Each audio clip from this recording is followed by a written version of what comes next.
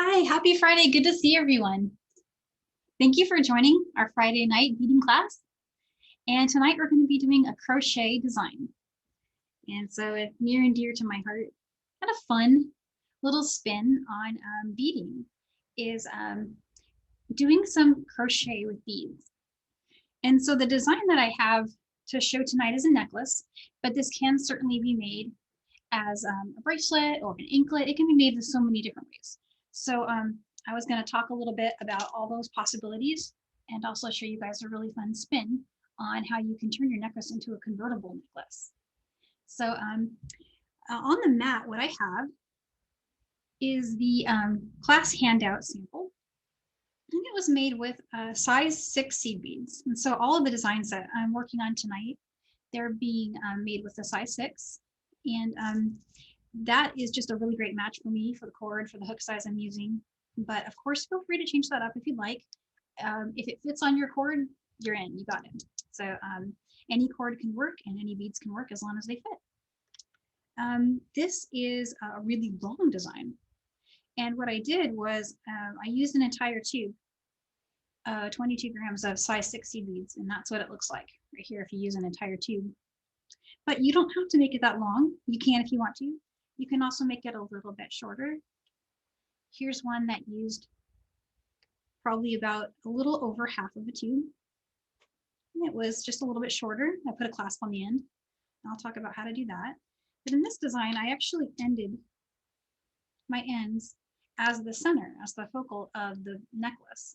And it can be worn long or it can be worn convertible. And how that works is you take the super long strand, which was crochet from end to end, and then just fold it over in half with one side on one side on the other, and decide where you'd like it to overlap.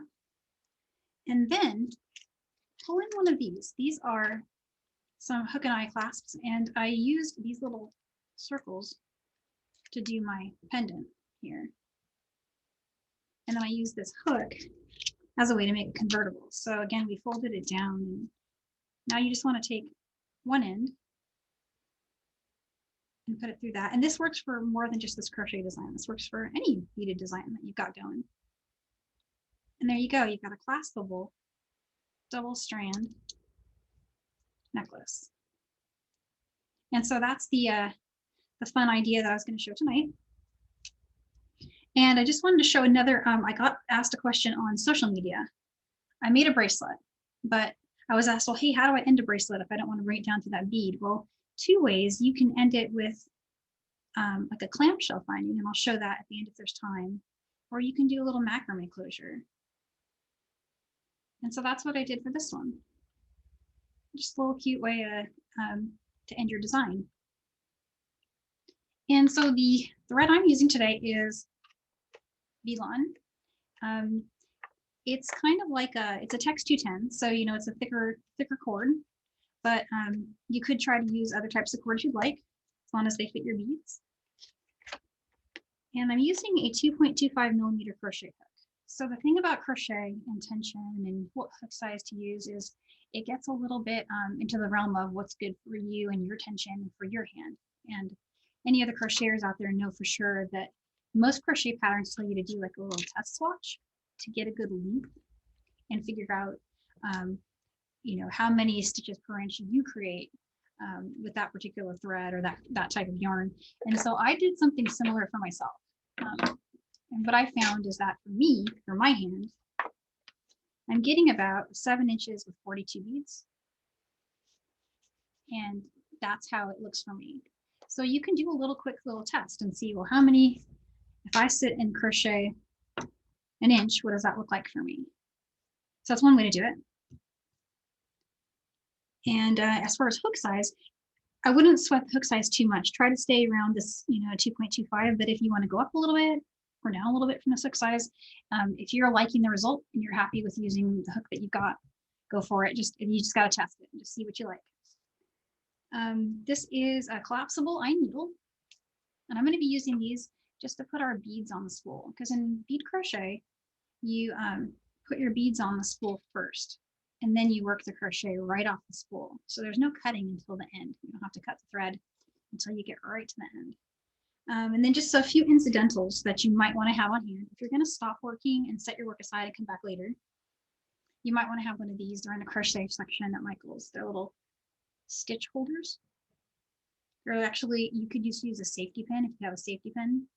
They're just a plastic safety pin. So that's something. Of course, we'll need some scissors. A tape measure is great if you're doing your test swatch to see your length.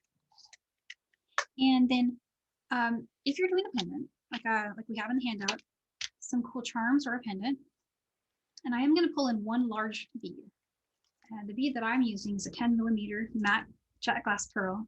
That's coming off one of these bundle strands here. So I've got these, this one here that I'll be using.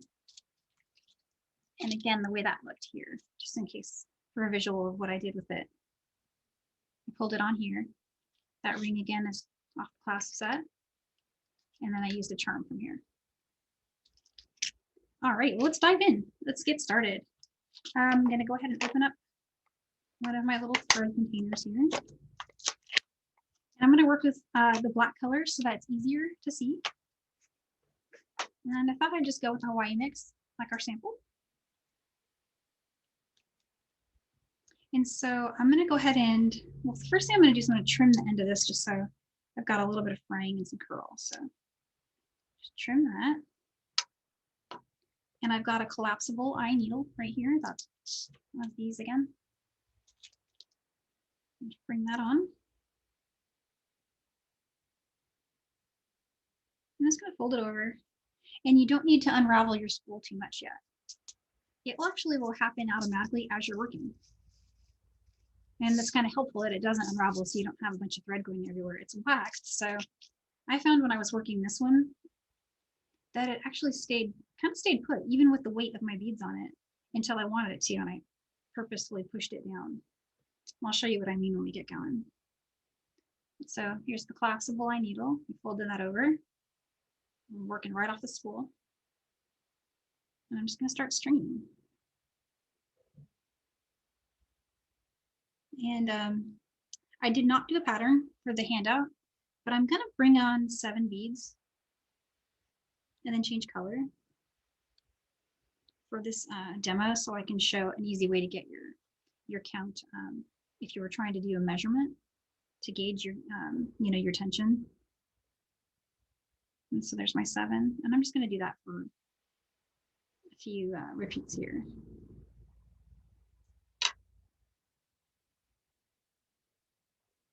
And I do have a super long sample that I worked ahead so I can show you guys finishing a necklace. But what I'm going to do for demoing how to do the crochet is more of a bracelet length so that I can get through it quicker and maybe have time to do it more than once. Definitely want to show starting it probably more than once. Okay, so there's 7. And for me, I found that 6 repeats of 7 was kind of the magic number for a 7-inch bracelet.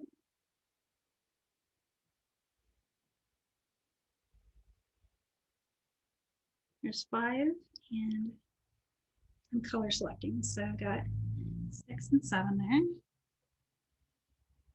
And I've got 1 more here.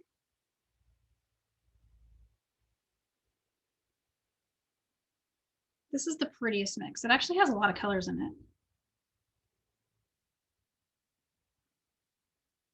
Okay, so I need 1 more. I'm going to go back to my pink.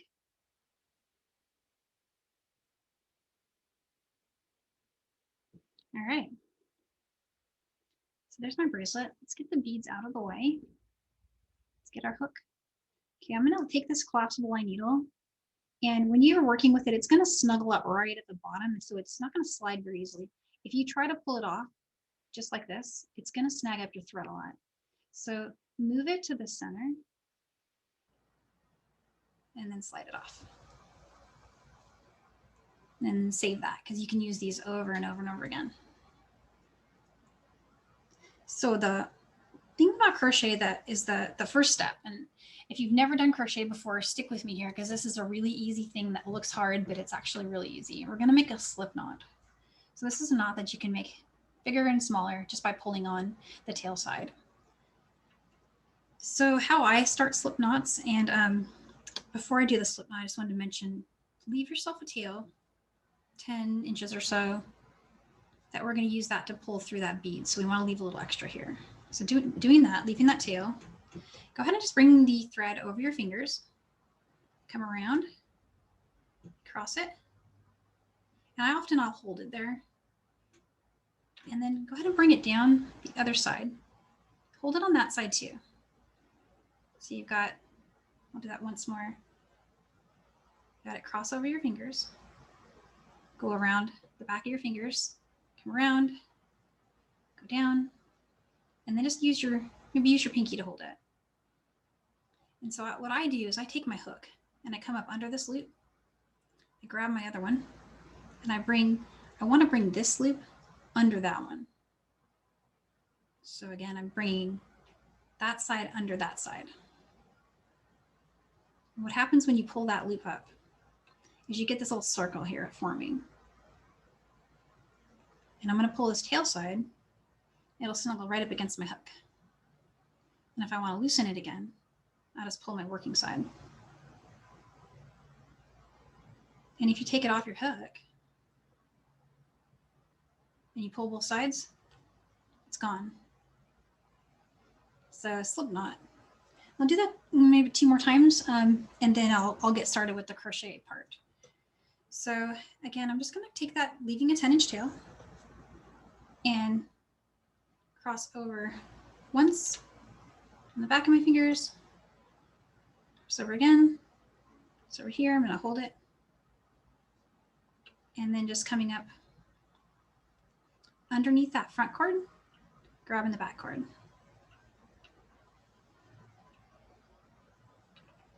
And if you're having any trouble with that, and that crossover thing is confusing or it's just not working, another way to think about it that might help, and hopefully this actually comes out, there we go.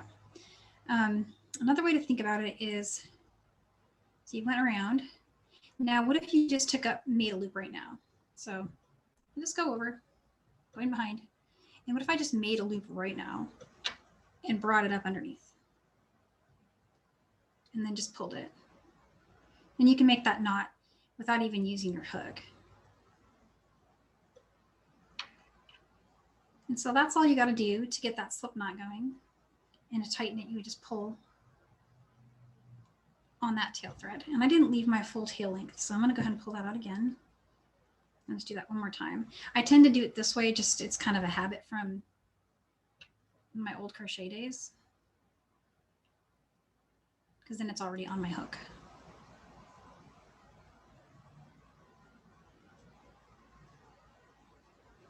Okay, and so we're going to transition to doing a chain stitch. And I should be able to do this one more than once, so I'm just going to go real slow. But what a chain stitch looks like is it's basically just yarn over, pull through the loop, yarn over, pull through the loop over and over again. So I yarn over from behind, go around the front of my hook, and then I'll pinch the knot. If this first one's tricky because you got that tight slip knot on the hook, the ones afterward get easier. If you're not, if your loop on your hook is too small, again, you can make it bigger by pulling on the working side, and smaller by pulling on the tail side. So with the working side, you go behind the hook and around the front of the hook again. So that's called a yarn over. And then use your crochet hook to pull that through the loop. And there's chain one. So I want to do that again, chain again. And these are big loops because I'm planning to put a size 6 bead inside of them. And the way I'm keeping them big is you'll notice when I'm yarning over, it's going to make my little slip knot again really quick, that I'm sliding it back on my hook. I'll show you what I mean one more time. But when I'm yarning over, I'm bringing the hook. So some people work at the front of their tool. The tool has a taper to it. So the front of it has this hook, and then you've got this little small area here where the hook tapers down, and then it gets bigger at the back. And some crochet hooks get even bigger. So take a look at yours. If it's not if it's getting too big, you might not want to go as far back as I'm going. Mine kind of stays the same after here. I do that to make all my loop sizes the same. And so to show you what I mean, if I start making my next loop up here, I'm gonna have tiny little loops.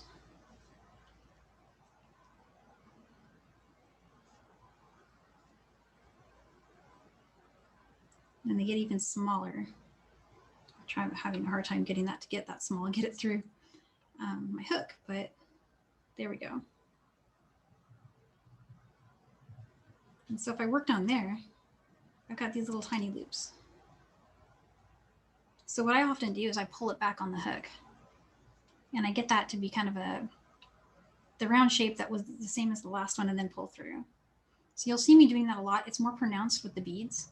See that slide back thing I'm doing? Instead of just staying up here. So hopefully that makes sense. I'm gonna start one more time, then I'm gonna follow the pattern. I'm gonna add the beads. So again, just crossing over here, grab a loop, tighten it, and pulling on my tail side. Okay, so chain one with no beads, just yarn over and pull up a loop. Now we want to bring a bead up. And so where you want to place that bead is have it sit right underneath your hook, but in front of everything you've got going on here. So you've got your last loop here, right? You want your bead to sit in front of the loop that you've got on the hook and be underneath it. And then again, I'm bringing that yarn behind, over, and then just bring it through. So again, bring up another bead and place it under the hook in front of the last loop you made. Yarn goes behind the hook, over it, and up and through. I'll do a few more and then I'll pull it out and we'll do it again.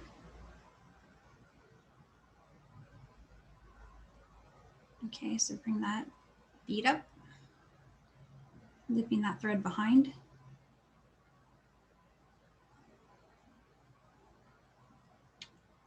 There's that. You'll get really fast at this. There are people who can do these stitches just like a mile a minute. But so there's 7 of them, and you can see 7 beads spread out a lot more than it was when I just strung it.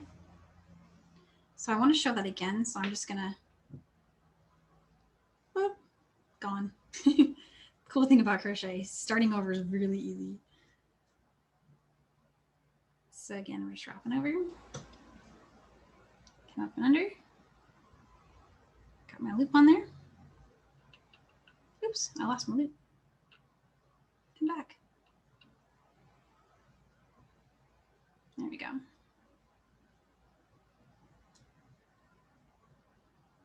Okay, so working side, bringing that thread behind the needle, behind the hook. I'm calling this the hook, the crochet hook. And then I keep calling it needle interchangeably. Sorry, guys. Thread behind the hook here, over the front of the hook. And then you just want to bring that loop we made through the last loop on your crochet hook.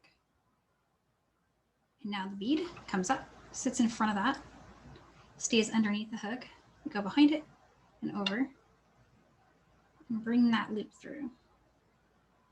And again, I'm sliding it back on my hook. And that slide back, that's optional. It's how I make my loops the same size. You don't have to do it that way. It's what works for me. I know a lot of other designers have a different style. So I'm just teaching it the way that I find easiest for my hand, but be sure to experiment and try. Maybe there's a way that you like that works well for you. And the more you do this, the more you'll develop that style. You'll also get fast and you'll get consistent, but it takes practice. You'll just have to do it for, make a couple bracelets, and you look at your first bracelet and compare it to your third. You'll be like, wow, look at my improvement right there. It's amazing. So you just want to keep going. And finishing these is very, very easy. I'll show you when we get to the end of this one how to end your thread. But what I'm doing here, I'm going to slow down. So I'm just bringing that bead up. Sits underneath the hook. It's still in front of all my others. I'm bringing the thread behind it, over the top. And then when I'm sliding the work up, I'm just bringing that loop here, this front loop, through the one that I've already got on the hook. So just bring that bead up, yarn behind, yarn over, front loop through the back loop.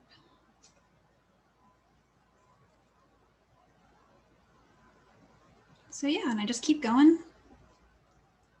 And if you're making one of the really long ones, so the ones that are 22 inches or so, sorry, 22 grams, that was a lot more than 22 inches. But a 22-inch one will take you, I don't know, maybe 20 minutes or so. It's really fast with the size 6 beads.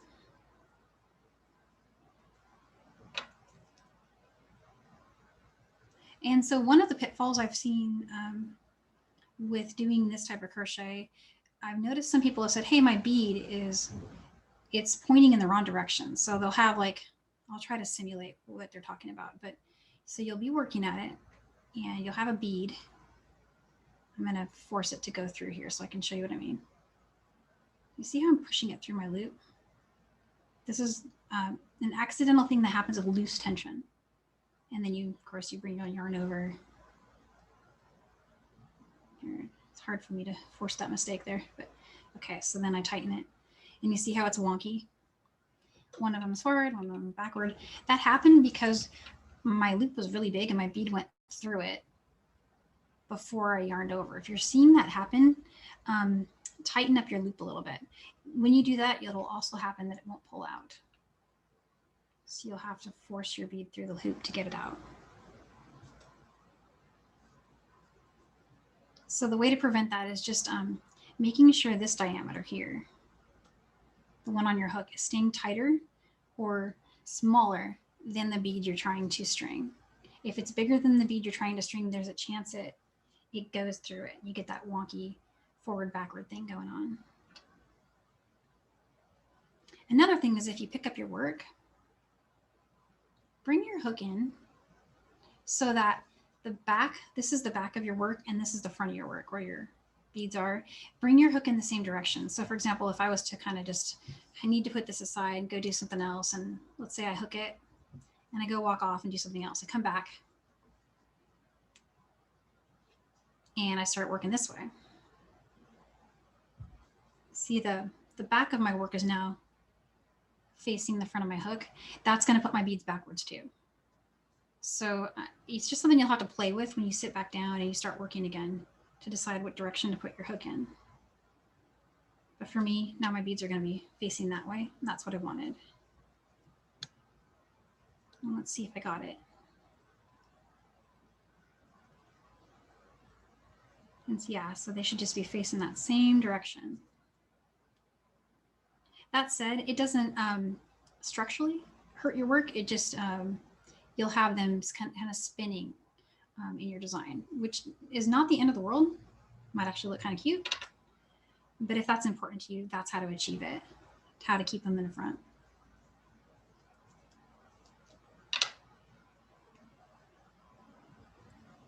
Hey, Danielle, it's Carmi. Hey. We got a really good question on the sidebar. First of all, a lot of people tonight are crocheters. Oh, so yay. They definitely see the stitch, and you're definitely sending them the road of getting their crochet hooks out again. So that's great. And we do have some new people who've never crocheted like myself.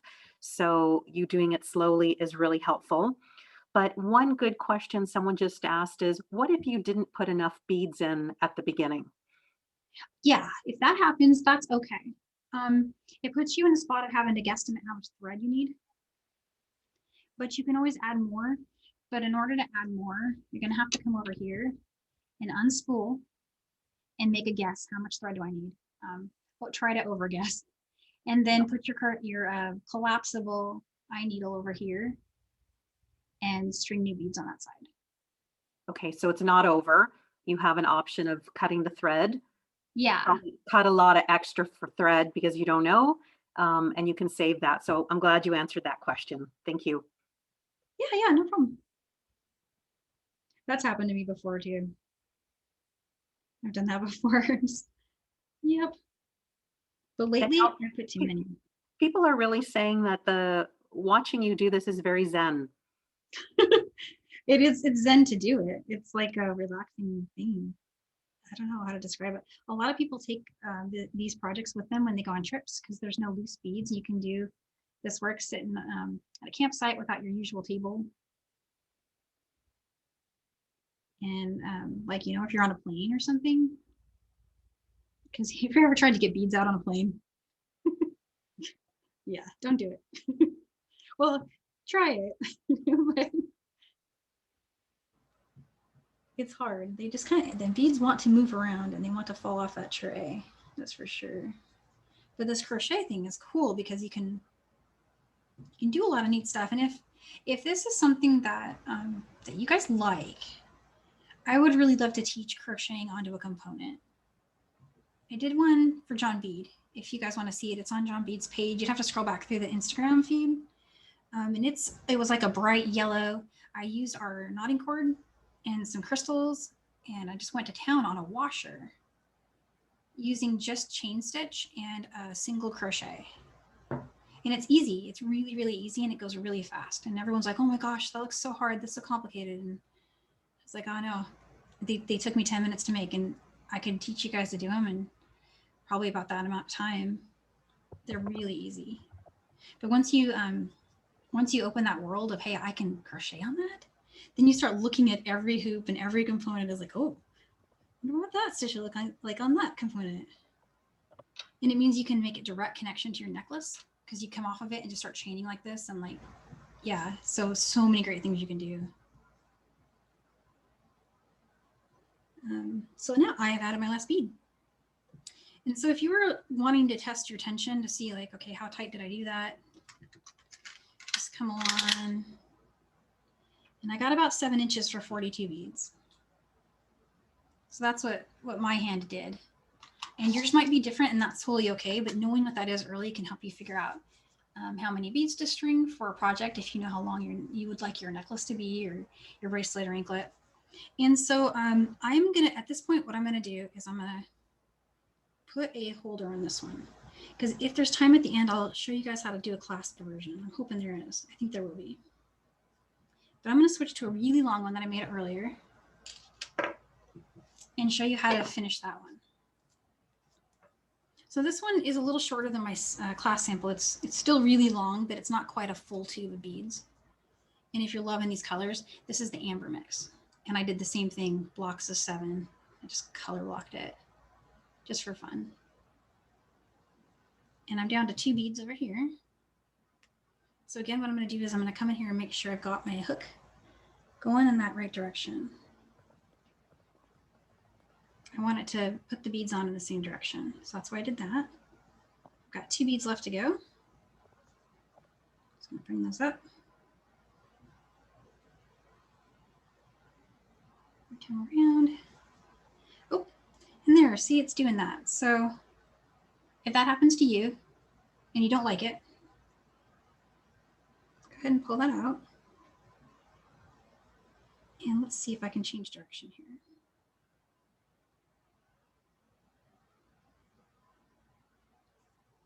So I'm kind of counterintuitively flipping it. It didn't do what I thought it was going to do. I'm going to try one more time. And for some reason that worked, and I can't explain why. But yeah, just turn your hook in a different direction if it's not going the way that you'd like it to. Okay, so I'm at the end here. I want to cut a tail that's long enough for us to do our ending. So what I'm going to do is I'm going to bring my scissors over. I'm just going to go ahead and cut over here. I eyeballed that. I'm just kind of going for 7 to 10 inches. Going to yarn over. Bring that hook, sorry, that loop through the first one, and now just keep pulling, keep pulling, keep pulling.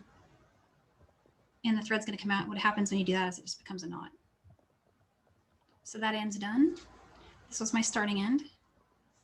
So I got these two ends here, so I can do something really cool with that. And I'm going to grab a bead.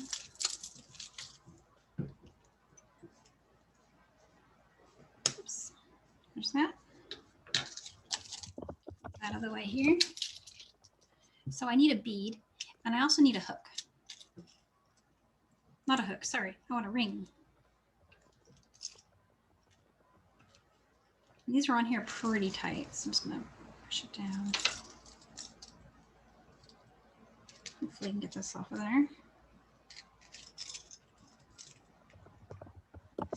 Ooh, those are really tight. I'm gonna need some tools, guys. Let's go with this. I don't want to mar it. I'm going to be really gentle. I'm just going to try that. There we go. Okay. Got my ring. And again, that's from, this is in the handout. These are those little hook and eye closures. Okay, now my, I need to get back my collapsible eye needle. So that's the one we had here earlier. And so optionally, if you'd like, you could tie an overhand knot with both of these strands right now. I might do that, or I might just go through my purl. I'm thinking I'll just go through the purl. And that would be a little easier. Because then I can get through my purl and adjust it if I want to. So here's 1, 2. I brought both of those strands through my collapsible eye needle. And I'm going to go through my purl here. And so this part, if you're running into any problems where you can't get both strands through, you'll probably just want to switch to another bead. But it went through, these are the pearls at Michael's on the strand wall, and it went through that 10mm pearl pretty nicely for me. So just something you got to play with. And sometimes it happens to me a lot where I have my heart set on a certain focal bead and then I cannot get those strands through. It happens. Don't sweat it. Just save that bead and maybe use it in something different. But that one worked. So I've got both strands to that. Now I am going to do a knot. And the way I like to do my knots, I like to use tweezers. You don't have to. You can do your knot your way that you like to do, but the same way you would do like your pearl knotting. We did I think we did a class recently where we used these, but I recently discovered something else at Michael's in case you would like to try it. I found they're called knotting tweezers. And that's another alternative for, what's cool about them is they're not sharp at all. So if you use them with fabrics, they're not going to damage your fabric. So I've been using those. I'm kind of a tweezers girl myself. I like tweezers better. But the way I like to do my knots is kind of similar to what we were doing with our slip knot. Just bring it around. And then I just bring all those cords through that loops that I made. And before I tighten it down too far, I hold my loop here. Got this great loop going here. I'll use my tweezers, or you can use your knotting pliers, but I'm going to use my tweezers to go through that loop and then pinch the 2 strands that we have here coming out of the pearl. Pinch those right up at the bottom of the pearl. I actually push pretty hard. And so what I've got here is the pearl these strands are coming out of the bottom of the pearl, and I've pinched them. I've gone through that loop. See, that loop is on my tweezers. So now what's going to happen when I pull these, and then I like to pull each strand individually to get the bubble out of my knot. So that knot's going to be right where I want it, right? Now I'll pull the tweezers out and pull the strands apart.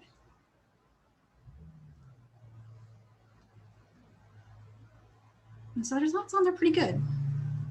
And now I want to attach a ring. So I'm just going to do the same thing again, but I'm going to do it a little differently. I'm going to bring 1 strand through the ring. Bring that down. And now I'm going to take both strands together again and do another overhand. Bring that through. And again, just like we did with the pearl, I'm pinching both of those strands up against that ring. And my tweezers are through that loop so that when I pull my knot and then each strand individually pull out those tweezers, pull those strands apart, and there you go. Now your ring should hang. And you can put a charm on that, or you could really do anything with it. And I'm going to just embellish these ends really quick. And so to do that, you can grab your collapsible eye needle again if you'd like. Let me grab some of my seed beads here. This is my amber mix. I want to grab that. And collapsible eye needle here. And this is just optional flair if you like it. Grab some seed beads, throw those on there. Find a length you like.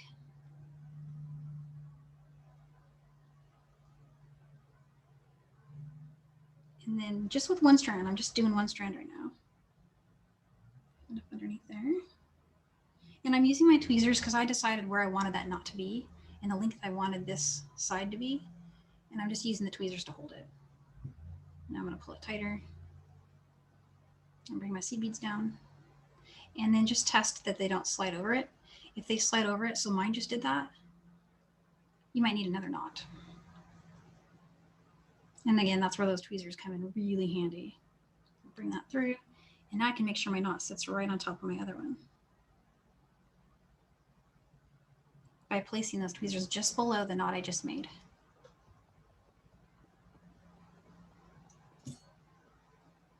Let's see, that's a lot better. Okay. And that's not going anywhere. So I'm going to trim that. And I'll just do the same thing with this other strand. You guys want to see the other strand? Seems like that's a good idea. So let's put that on there. Collapsible eye needle there. 2, 3, and let's do 3 on the side and 4 on that side. And I might want one to be a little longer than the other. So like right there. So I'm going to knot right here.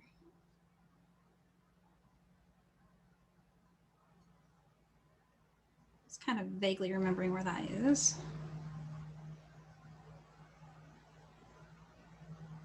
All right, put it right there. And my last knot wasn't big enough, and I don't want to have to do 2 knots again. So I'm going to do one more trip through my loop. Got one there, I just need to do one more. I'm hoping that might bulk up my knot a little bit. Let's see what happens. Yeah, so that made a little bit bigger of a knot. That might help so it doesn't slide off. There we go, I'm going to trim that. Okay. And it doesn't have its charm on it yet, but we'll do that. Grab a charm floating around here somewhere. And my tools are here. I've got, so jump rings, I like to use a bent nose plier, which is this one that looks kind of like a chain nose, but with the front bent. And then there's these other ones called, I've heard them called flat nose and square nose. I'm never quite sure what to call them, but they're chain nose pliers with the biggest square on the front. And I use those to open my jump rings. And I'm just going to use the jump ring that this came with. This little charm pack. So let's see what happens.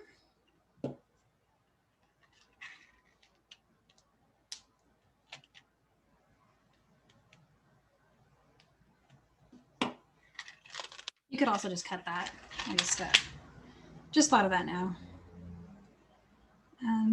And so just coming up through that ring.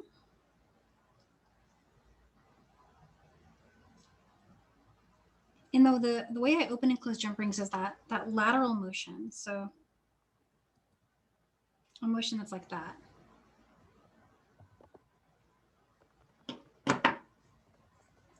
That's so cute. All right, and so this is pretty long. I didn't measure it, but it's, let me lay it out really quick. That's really cute design. So that I can just throw over my head and wear. But if I wanted it to be double layered and adjustable in a way, I just bring that down. And now I want to put something here. I want to put those, let's grab this again. And I might need my pliers again to get the other side open.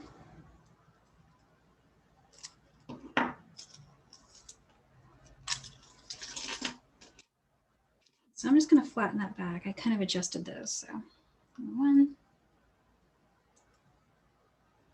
and 2. Hook one side here.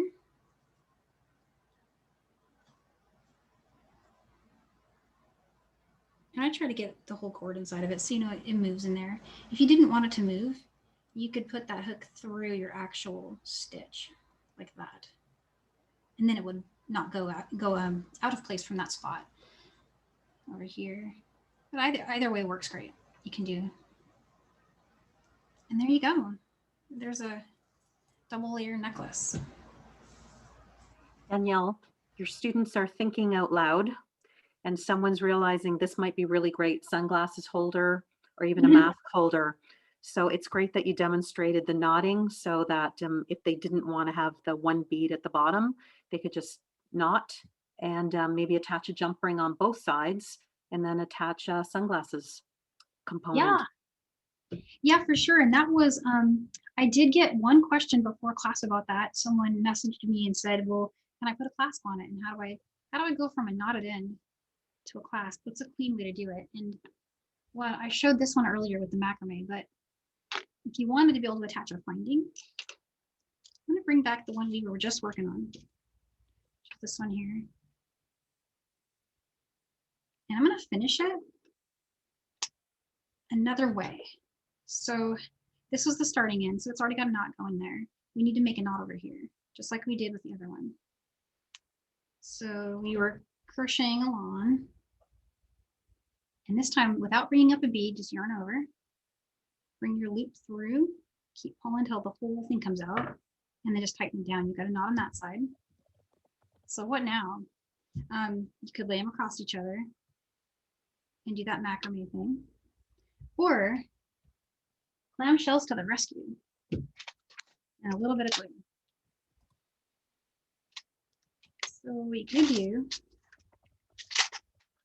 and these are at Michael's. We used these in class just recently. And I'm drawing a blank on what that class was. We just did a class where these were kind of the hero of that class. And you'll need your collapsible eye needle again. So bring that onto your strand. It doesn't matter which side, just start with whatever side you want. And so I'm going to go through the not open side, so the not Pac-Man side of that clamshell, slide down. And then I'm going to use my tweezers to get a knot in there. You're probably going to want to make big knots. So to do that,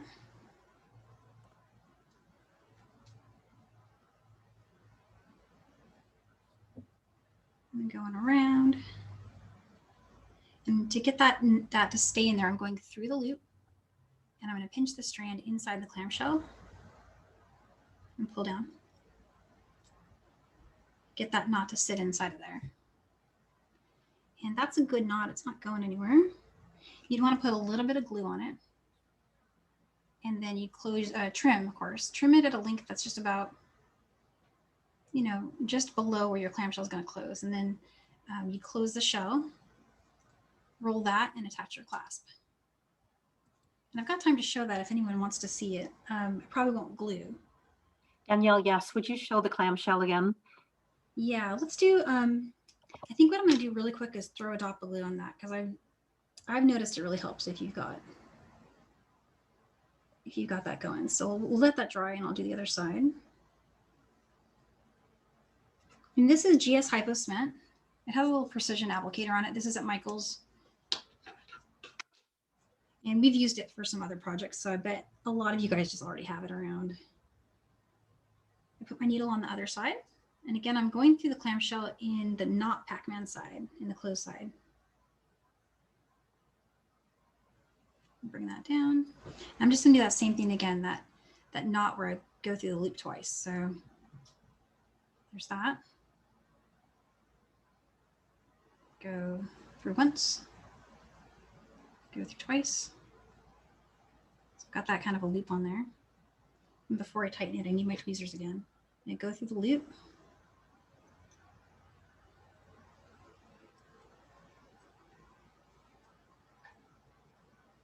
And then pinch that cord right above inside your clamshell. So I'm going to push that clamshell. Sorry, I push my tweezers all the way down. So they're pinching the cord inside that clamshell and it's going through the loop. So when I pull the loop, that knot's going to stay inside. And so we don't have 2 strands here, which is helpful for getting it to settle. But what you can do is just take your tweezers and push it down. And so that should stay there. A little bit of glue.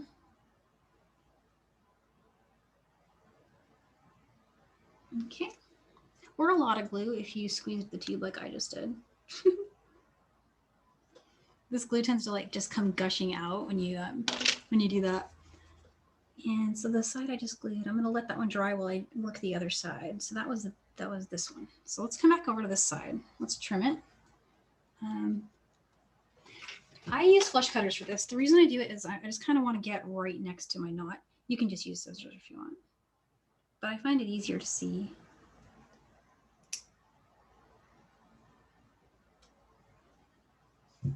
And so there's their knot's pretty good. Yeah, it's in there pretty good. And then just use some chain nose pliers to close it.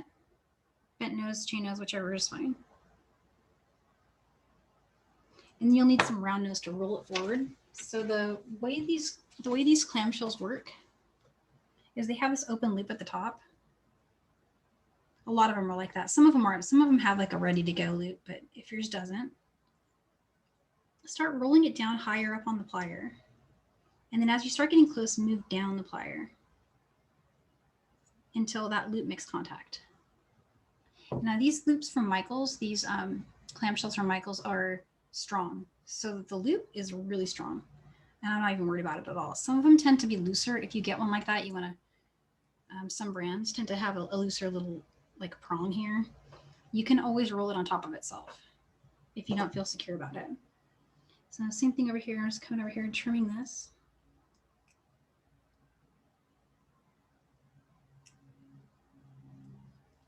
A little bit of glue on my pliers there. If that happens, get it off right at the moment. Don't let it stay. Okay, so that one's good. Sometimes when I'm closing the clamshells, it's challenging. So I pinch one side, pinch the side that's got that like metal prong on it, and then close it. So you're kind of holding it like that while I close it. And back to those round nose. A little bit higher up on the plier. Just come down, move down the plier until it makes contact there. And then just grab some findings. Any findings you want. We're good on time, so go ahead and finish one. And I think I have another one of these because I want, well, I'm feeling a lobster claw, but you could do one of those little spring rings too. What do I have here? I go through these things like water since I started teaching. I've got so many of these going. Okay, there we go. And so my same trick for the jump rings, let me show that in more detail because earlier I kind of breezed through it a little bit.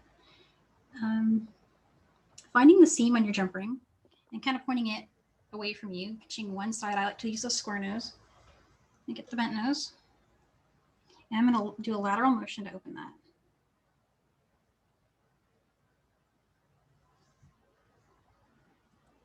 And then hook it on the clamshell there. And lobster claw on the jump ring. I'm just going to close that. And if you can hear that snap, that's good. That's means it's putting pressure on itself. So there's one side. I'll come back to the other side here.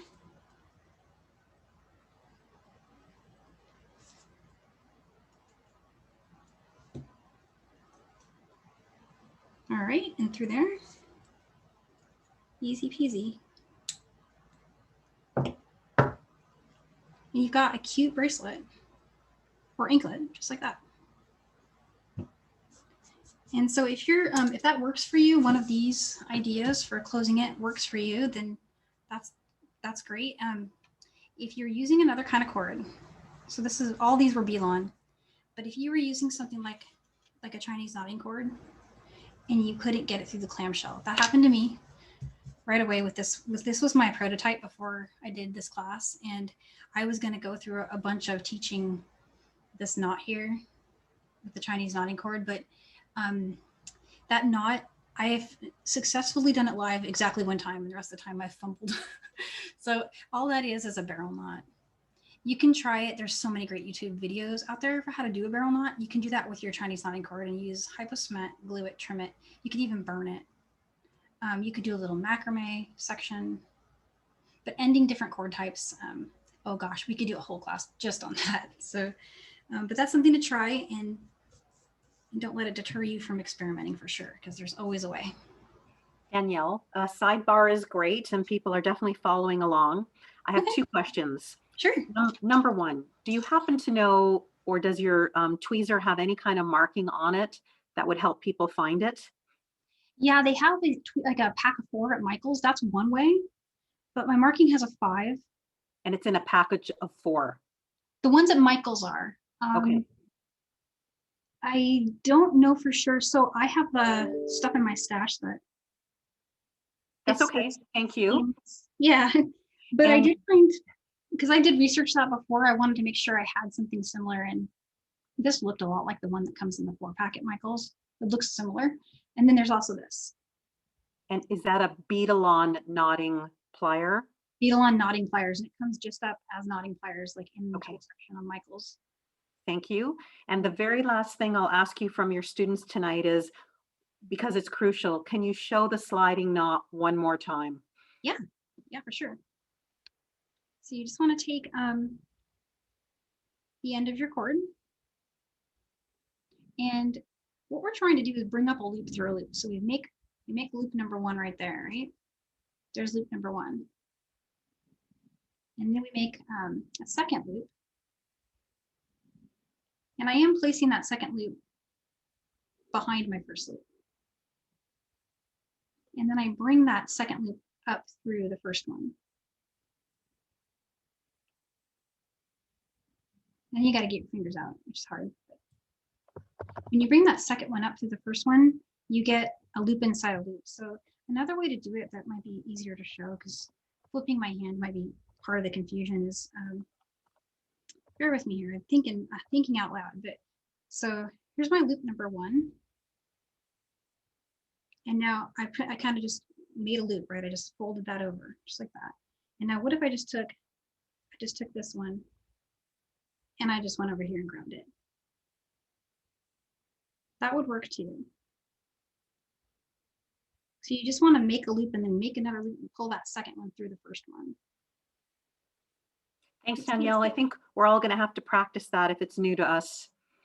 Sure, yeah, and there is a replay, of course, that will be out.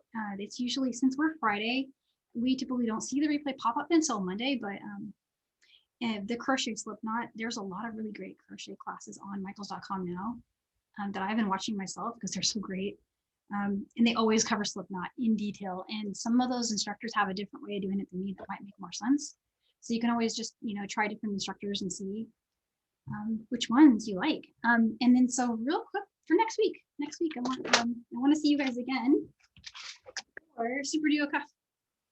So we're going to just have a really fun time. Bring some colored pencils, because there is a pattern, make your own pattern template in the PDF. And we can scribble out a little pattern. And this was kind of just like a little chevron that I did. Okay, I'm like always making chevrons because they're easy. You don't have to really look at a pattern, like while you're making them, but you could just color block it. Or you can do what our original sample had: color A, color B, and then color A on the sides, like a stripe up and down pattern. So many things you can do. But so this is herringbone with super glue beads, any colors you like. And so with that, I'll wish you guys a great weekend. And thank you, as always, for being here on your Friday with us. I appreciate it, and have a great Friday and a great weekend.